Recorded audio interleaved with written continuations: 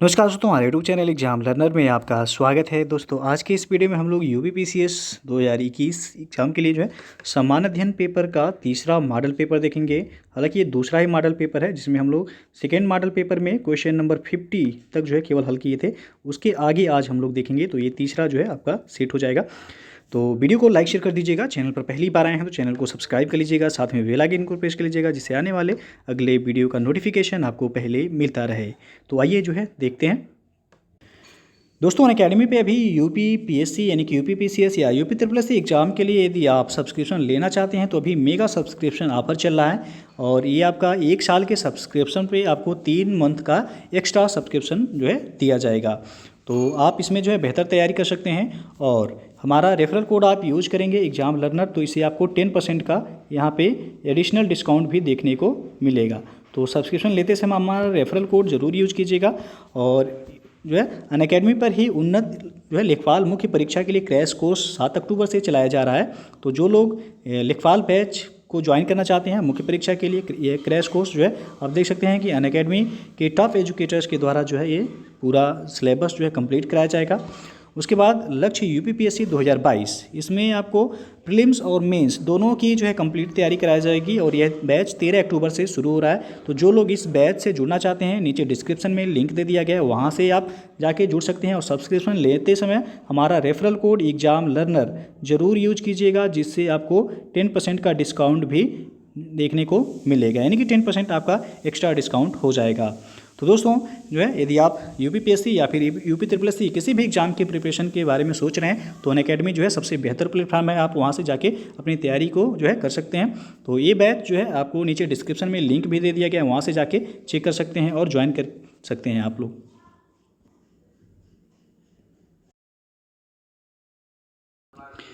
तो आज का जो पहला क्वेश्चन है आप देख सकते हैं कि हाल ही में न्यूनतम समर्थन मूल्य यानी कि एमएसपी योजना में कितने नए लघु वन उत्पाद सम्मिलित किए गए हैं। तो इसका सही विकल्प हो जाएगा यहाँ पे सी ऑप्शन 14। हाल ही में न्यूनतम समर्थन मूल्य योजना के माध्यम से लघु वन उपज के विपणन के लिए 14 नए लघु वन उत्पाद सम्मिलित किए गए हैं। इनमें शामिल है आपका टसर कोकून, सूखा कैथा, बांस, मालकांगनी के बीज और जंगली सूखे मशरूम इसमें शामिल हैं। तो 14 याद रखिएगा। अगला जो प्रश्न है आपका, हाल ही में घोषित मेट्रोलाइट और मेट्रोनिया सार्वजनिक परिवहन प्रणालियों के बारे में क्या सत्य है। पहला है इनकी घोषणा केंद्रीय बजट 2021-22 में की गई है। दूसरा, यह मेट्रो रेल प्रणाली का ही आधुनिकतम रूप है। तीसरा, इनका संचालन सिर्फ स्मार्ट शहरों में किया जाएगा। तो कौन सा विकल्प यहाँ सही हो जाएगा। तो पहला ही सही हो जाएगा कि पहला और दूसरा जो है केवल सही है, तीसरा इसमें सही नहीं है। केंद्रीय बजट 2020-21 में घोषित मेट्रोलाइट और मेट्रोनिया मेट्रो रेल की नई तकनीक प्रणालियां हैं, जिन्हें टियर 1 और टियर 2 शहरों के आसपास के इलाकों में कम लागत में समान अनुभव, सुविधा और सुरक्षा युक्त मेट्रो रेल प्रणालियों के रूप में इन्हें स्थापित किया जाएगा। तो पहला और दूसरा सही है, तीसरा इसमें सही नहीं है। तो ये ऑप्शन सही हो जाएगा। अगला क्वेश्चन है, राष्ट्रीय कृषि बाजार प्रणाली का क्रियान्वयन किस संस्था के द्वारा किया जाता है। तो यह किया जाता है लघु कृषक कृषि व्यापार संघ के द्वारा। सी विकल्प यहाँ पे सही हो जाएगा। और निम्नलिखित में से कौन सा सुमेलित नहीं है। एक तरफ है पंचवर्षीय योजना और दूसरी तरफ मॉडल दिया गया है, तो कौन सा सुमेलित नहीं है ये आपको बताना है। तो डी ऑप्शन आप देख लीजिए, चौथी पंचवर्षीय योजना दिया गया है JSND सुखमय चक्रवर्ती एवं महालनोबिस मॉडल पर, तो ये आपका सुमेलित नहीं है। चौथी पंचवर्षीय योजना ये इसका कार्यकाल देखा जाएगा तो 1969 से लेकर के 1974 तक था ये। और यह अशोक रुद्र तथा LN-S मात्रे की ओपन कंसिस्टेंसी मॉडल पर आधारित थी। तो चौथा इसमें सही नहीं है। बाकी पांचवी पंचवर्षीय योजना DP धर मॉडल पर आधारित था, आठवीं जॉन W मूलर मॉडल पर था और दूसरी पंचवर्षीय योजना PC महालनोबिस मॉडल पर आधारित था। अगला क्वेश्चन है, कोविड-19 महामारी के दौरान वित्तीय वर्ष 2020-21 में केंद्र सरकार के द्वारा राज्यों के उधार सीमा को उनके सकल राज्य घरेलू उत्पाद के कितने प्रतिशत तक बढ़ा दिया गया है। तो यहाँ पे आप देख सकते हैं इसका सही विकल्प हो जाएगा सी ऑप्शन 5% तक। और PM केयर्स फंड के संबंध में क्या सही नहीं है। तो इसमें D option PM cares fund का लेखा परीक्षण नियंत्रक एवं महालेखा परीक्षक यानी कि कैग के द्वारा किया जाएगा, ये आपका सही नहीं है। बाकी जो है सभी सही हैं कि विदेशी व्यक्ति और संगठन इसमें दान दे सकते हैं। इसके पदेन अध्यक्ष भारत के प्रधानमंत्री हैं और रक्षा मंत्री, गृह मंत्री और वित्त मंत्री इसके पदेन ट्रस्टी हैं। तीनों सही है, डी ऑप्शन इसमें सही नहीं है। अगला जो प्रश्न है, निम्नलिखित में से किस उत्पाद पर वस्तु एवं सेवा कर प्रणाली लागू है, यानी कि जीएसटी लागू है। तो यहाँ पे डी ऑप्शन से हो जाएगा उपयुक्त में से कोई नहीं। जीएसटी प्रणाली के अंतर्गत जो है सभी उत्पादों पर 4 अलग अलग स्लैब्स हैं। एक तो है आपका 5, दूसरा 12, 18 और 28% में कर जो है ये आरोपित किया जाता है। वर्तमान में पेट्रोलियम उत्पाद हो गया, अल्कोहल, रियल इस्टेट और विद्युत को छोड़कर सभी उत्पादों पर जीएसटी प्रणाली लागू है। तो डी ऑप्शन से हो जाएगा उपयुक्त में से कोई नहीं। अगला प्रश्न है, राष्ट्रीय लोक वित्त एवं नीति संस्थान की स्थापना किस संस्था या मंत्रालय के अधीन की गई है। तो यह किया गया वित्त मंत्रालय के अधीन, सी ऑप्शन से हो जाएगा।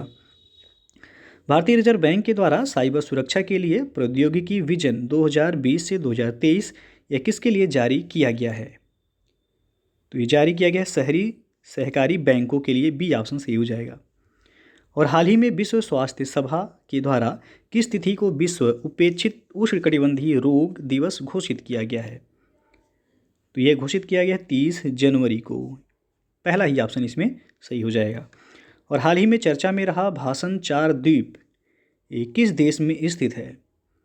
तो यह है बांग्लादेश में, डी ऑप्शन सही हो जाएगा। भाषण 4 द्वीप जिसे 4 पिया या जो है थेंगर 4 आइलैंड के नाम से भी जाना जाता है। यह बांग्लादेश की सीमा में बंगाल की खाड़ी में स्थित एक गाद निर्मित एवं निम्नस्थ जो है द्वीप है ये।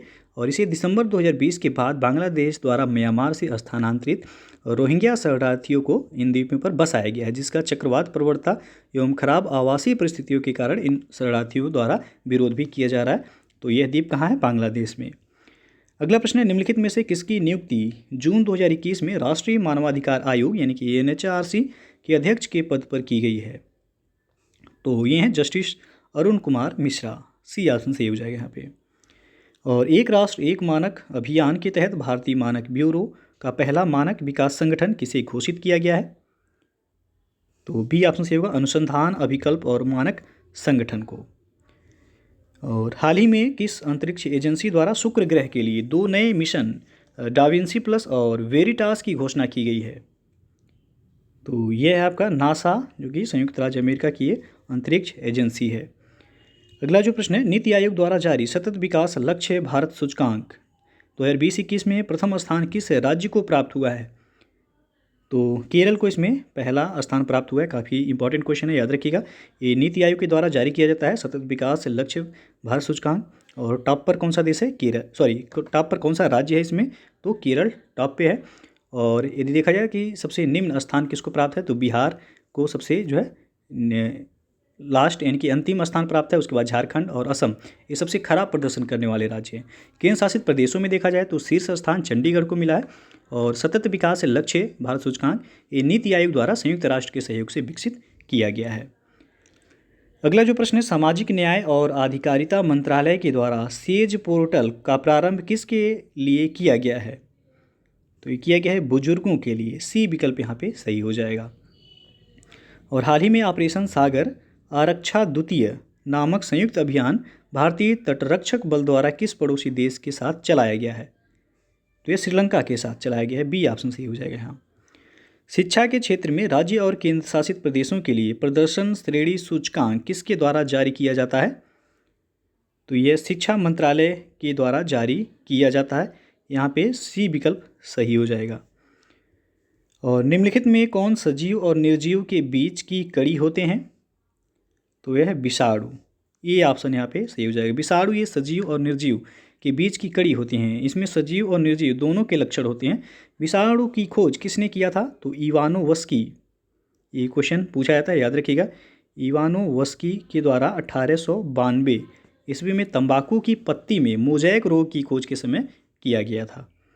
अगला प्रश्न है, निम्न पर विचार कीजिए। पहला है, आप देख सकते हैं नाइट्रोमोनास दिया गया रसायन संश्लेषी जीवाणु, राइजोबियम दिया गया सहजीवी जीवाणु और लैक्टोबैसिलस दिया गया प्रकाश संश्लेषी जीवाणु। तो उपयुक्त में से कौन सही सुमेलित है। तो इसमें आप देख सकते हैं पहला और दूसरा सही सुमेलित है, तीसरा सही सुमेलित नहीं है। तो नाइट्रोमोनास ये रसायन संश्लेषी जीवाणु होते हैं, ये कार्बनिक पदार्थों के ऑक्सीकरण से ऊर्जा प्राप्त करते हैं। राइजोबियम ये सहजीवी जीवाणु हैं जो, और लैक्टोबैसिलस ये मृतोपजीवी जीवाणु है, यह मृत अवशेषों से भोजन प्राप्त करते हैं। तो यहाँ पे तीसरा गलत है, पहला और दूसरा, तो ये ऑप्शन सही हो जाएगा यहाँ पे। अगला जो प्रश्न है, द्रवों के मिश्रण में उपस्थित घटकों को अलग करने के लिए किस विधि का प्रयोग किया जाता है? तो आसवन विधि का प्रयोग किया जाता है। डी ऑप्शन यहाँ पे सही हो जाएगा। जल की कठोरता के लिए निम्नलिखित में से कौन सा तत्व उत्तरदायी है? तो कैल्शियम और मैग्नीशियम उत्तरदायी होता है। बी ऑप्शन सही हो जाएगा यहाँ पे। अगला प्रश्न है, एथेनाइक अम्ल के संदर्भ में निम्नलिखित कथनों पर विचार कीजिए। पहला है, इसे सामान्यतः एसिटिक एसिड कहा जाता है। दूसरा, इसका जल के साथ 5 से लेकर 8% विलयक जो है सिरका कहलाता है, और जिसका उपयोग अचार के परिरक्षक के रूप में भी होता है। और तीसरा है, शुद्ध एसिटिक एसिड को इसके गलनांक के कारण ग्लेशियल एसिटिक एसिड भी कहते हैं। तो उपयुक्त कथनों में से सही कौन सा है, ये आपको बताना है। तो यहाँ पे जो सही हो जाएगा, पहला दूसरा तीसरा तीनों ही सही है। डी विकल्प आपका सही हो जाएगा। और निम्नलिखित कथनों पर विचार करें। कथन पहला दिया गया, अम्ल धातु से अभिक्रिया करके हाइड्रोजन गैस निर्मुक्त करते हैं। दूसरा कथन है, अच्छे व प्रबल अम्ल विद्युत के कुचालक होते हैं। तो उपयुक्त में से कौन सा कथन सत्य है? तो केवल एक इसमें सही है, दूसरा सही नहीं है। और अम्ल धातु से अभिक्रिया करके जो है हाइड्रोजन गैस निर्मुक्त करते हैं, पहला तो सही है, ये अच्छे प्रबल व अम्ल विद्युत के सुचालक होते हैं। तो ये कुचालक दिया गया, इसलिए दूसरा गलत हो जाएगा। तो केवल और केवल एक जो है सही है, तो ये ऑप्शन सही हो जाएगा। अगला क्वेश्चन है, ध्वनि की श्रव्यता के परिसर के संदर्भ में निम्नलिखित कथनों पर विचार कीजिए। पहला है, 5 वर्ष से कम आयु के बच्चे प्राश्रव्य ध्वनियों को सुन सकते हैं। दूसरा है, व्हेल तथा हाथी अवश्रव्य, जबकि डॉल्फिन और चमगादड़ प्राश्रव्य ध्वनियाँ उत्पन्न करने में सक्षम है। सामान्य मनुष्य के लिए ध्वनि की श्रव्यता का परिसर यानी कि रेंज लगभग 20 हर्ट्ज से लेकर 20,000 हर्ट्ज तक होता है। तो प्रयुक्त कथनों में से कौन सा सही है? तो इसमें आपका तीनों ही सही है, पहला दूसरा और तीसरा। डी ऑप्शन सही हो जाएगा आपका।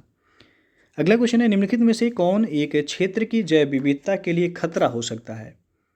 पहला दिया गया ग्लोबल वार्मिंग, दूसरा है निवास स्थान का विखंडन, तीसरा है विदेशी प्रजातियों का आक्रमण, चौथा है शाकाहार को बढ़ावा देना। तो नीचे दिए गए कोड का उपयोग करके सही उत्तर चुनिए।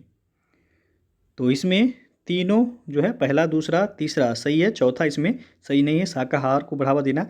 तो ये ऑप्शन आपका सही हो जाएगा। और लिथोट्रिप्सी क्या है? तो इसका सही विकल्प हो जाएगा बी ऑप्शन, गुर्दे की पथरी को कीड़ों द्वारा तोड़ना क्या कहलाता है? लिथोट्रिप्सी कहलाता है। और माइकोबैक्टीरियम इंडिकस प्राणी वैक्सीन निम्नलिखित में से किस रोग से संबंधित है? तो यह संबंधित है आपका कुष्ठ रोग से। ये ऑप्शन सही हो जाएगा। अगला प्रश्न देखते हैं कि फंजाई यानी कि कवक जगत के संदर्भ में निम्नलिखित कथनों पर विचार कीजिए। पहला है, इस जगत के जीव मृत जीवी होते हैं। और दूसरा, इस जगत की कुछ प्रजातियां साइनोबैक्टीरिया के साथ सहजीवी संबंध दर्शाती हैं। तीसरा है, कवक में उपस्थित कोशिका भित्ति काइटिन की बनी होती है। तो उपयुक्त कथनों में से कौन सा सही है? तो इसमें आपका पहला दूसरा तीसरा तीनों सही है। डी ऑप्शन सही हो जाएगा।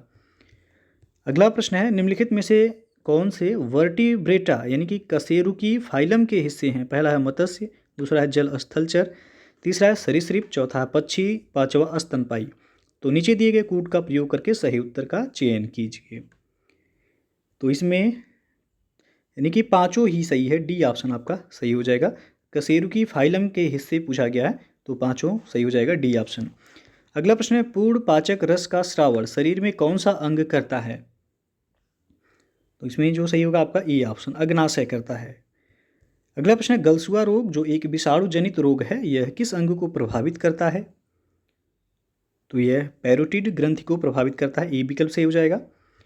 सूची 1 को सूची 2 के साथ मिलान करना है और कोड के माध्यम से बताना है कि कौन सा ऑप्शन यहाँ पे सही होगा। तो चलिए देखते हैं। पोरीफेरा का संबंध हो जाएगा आपका स्पंज से, ए का हो जाएगा। चौथा फिर है सिलेंट्रेटा का संबंध हो जाएगा आपका हाइड्रा से, बी का हो जाएगा तीसरा।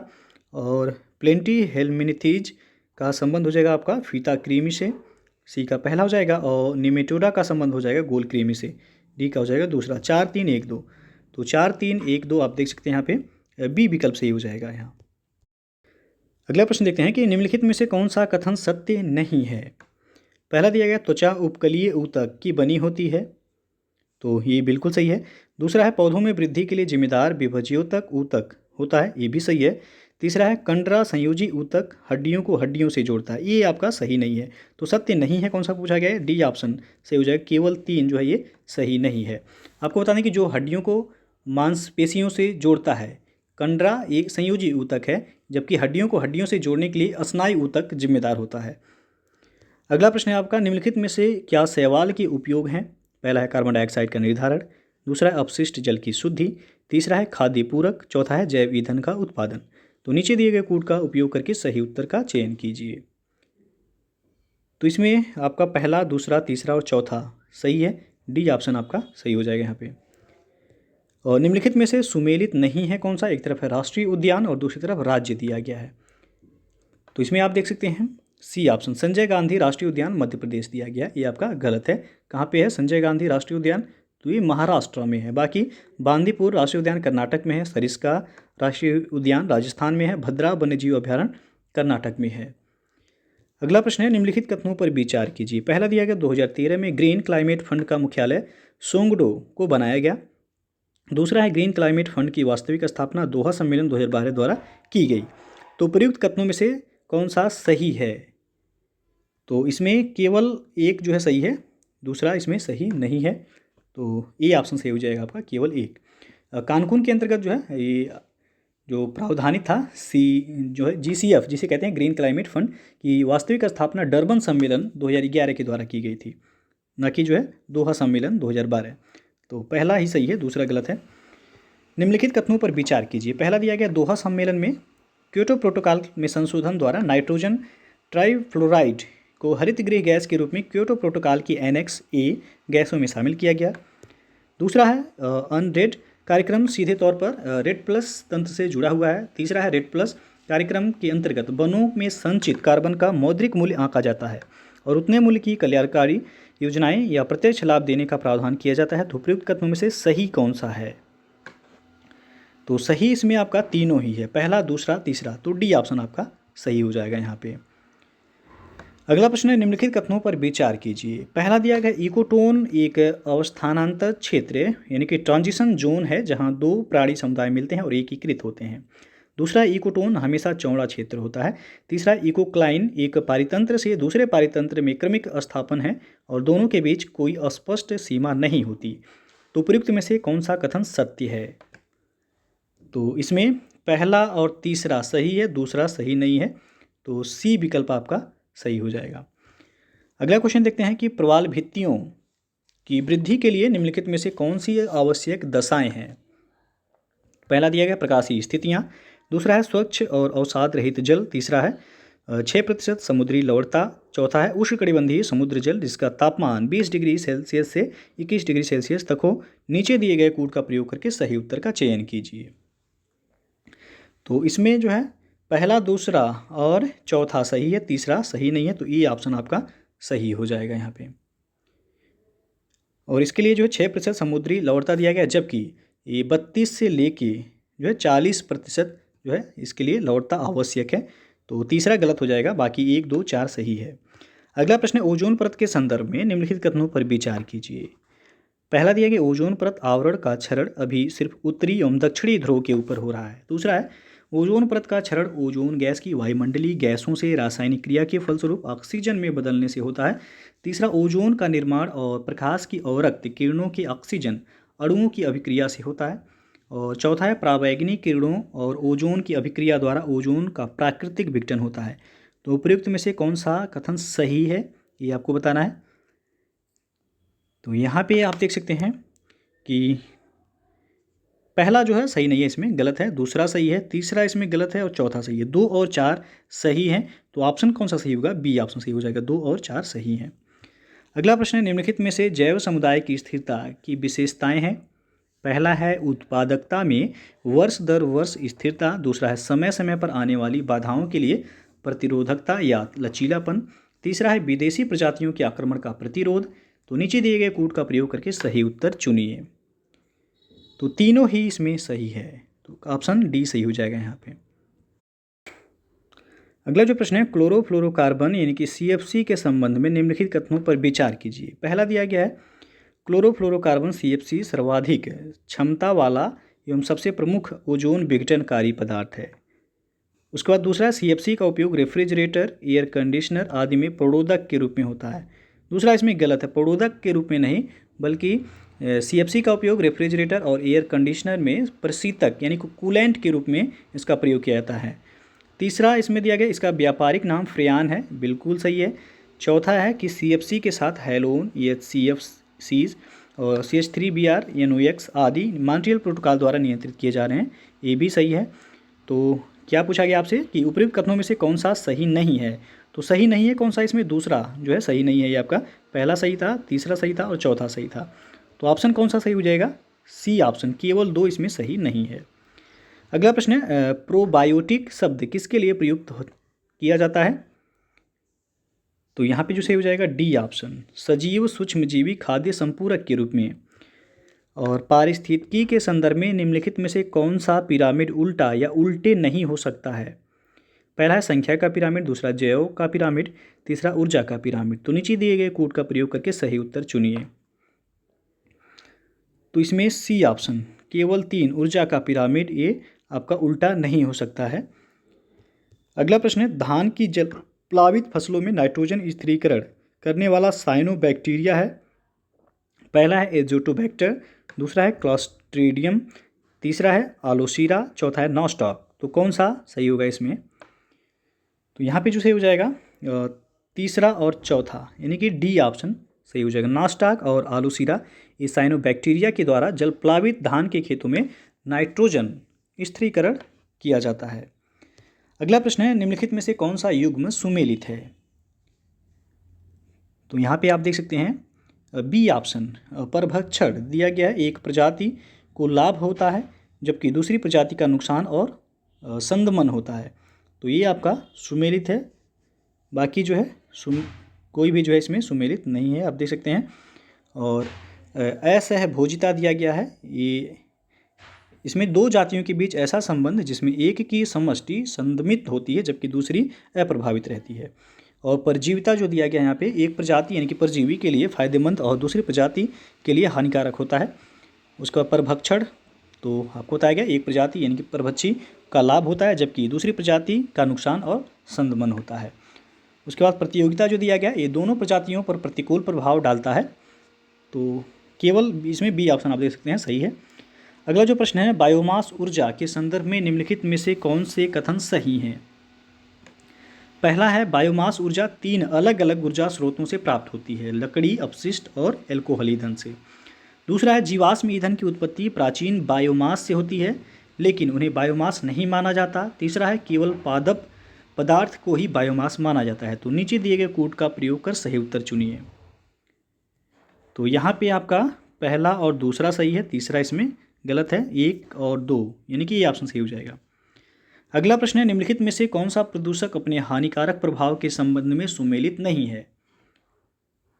तो इसमें B ऑप्शन देख सकते हैं आप, नाइट्रोजन यौगिक दिया गया क्लोरोसिस। तो ये आपका सुमेलित नहीं है।